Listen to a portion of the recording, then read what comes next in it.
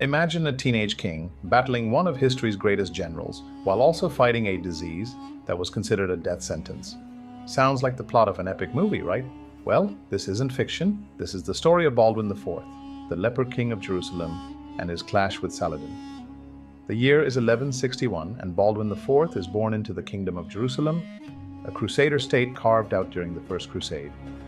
This kingdom is smack dab in the middle of a hostile region surrounded by Muslim states. Talk about living in a neighborhood where everyone's trying to evict you.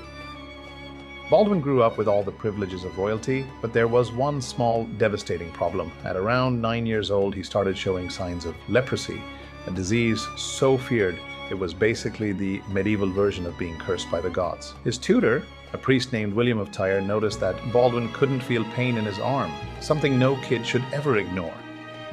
Fast forward to 1774. Baldwin is just 13 when his father, King Amalric, dies. Suddenly, this teenager with leprosy becomes king of Jerusalem. A sickly boy ruling a kingdom constantly at war? Not exactly a recipe for success, but Baldwin wasn't your average teen. While most kids his age are struggling with homework, Baldwin was strategizing how to keep Saladin, the rising sultan of Egypt and Syria, at bay. Now, let's talk about Baldwin's opponent, Saladin. This guy was a legend.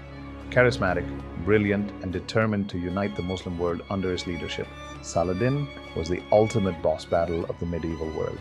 His mission? Retake Jerusalem from the Crusaders. The odds were not in Baldwin's favor. On one side, you've got Saladin with his massive armies. On the other, Baldwin, a young king battling a debilitating illness and dealing with the backstabbing politics of his own court.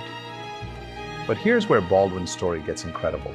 Despite his illness, he wasn't content to sit on the sidelines. Nope, this guy led his troops into battle, on horseback no less. One of his greatest victories came in 1177 at the Battle of Montcussar. Picture this. Saladin marches toward Jerusalem with an army of 25,000 men.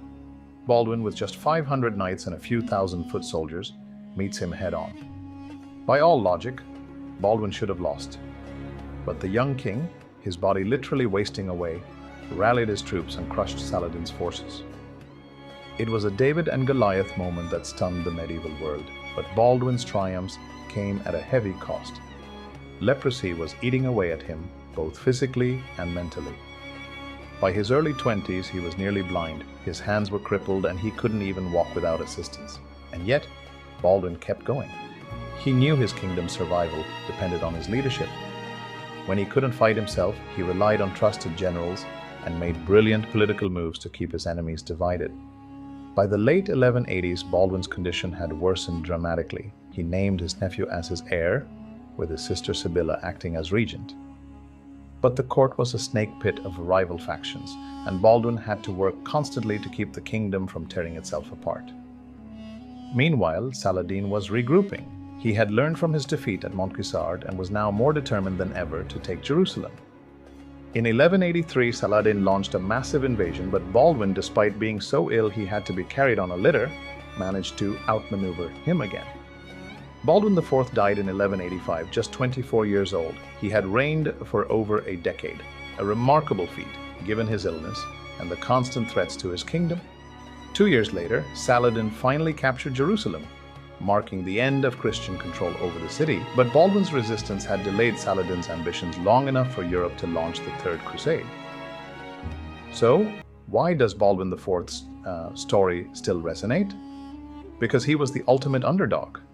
He faced impossible odds, an incurable disease, a divided kingdom, and one of the greatest military leaders in history, and still managed to hold his own. His courage, resilience, and strategic brilliance turned what could have been a tragic reign into a story of defiance and determination.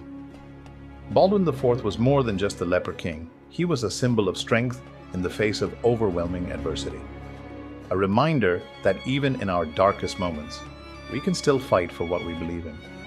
And hey, if you've enjoyed this dive into medieval history, don't be a backstabbing courtier. Hit that subscribe button. After all, history's way more fun when you don't have to wear armor.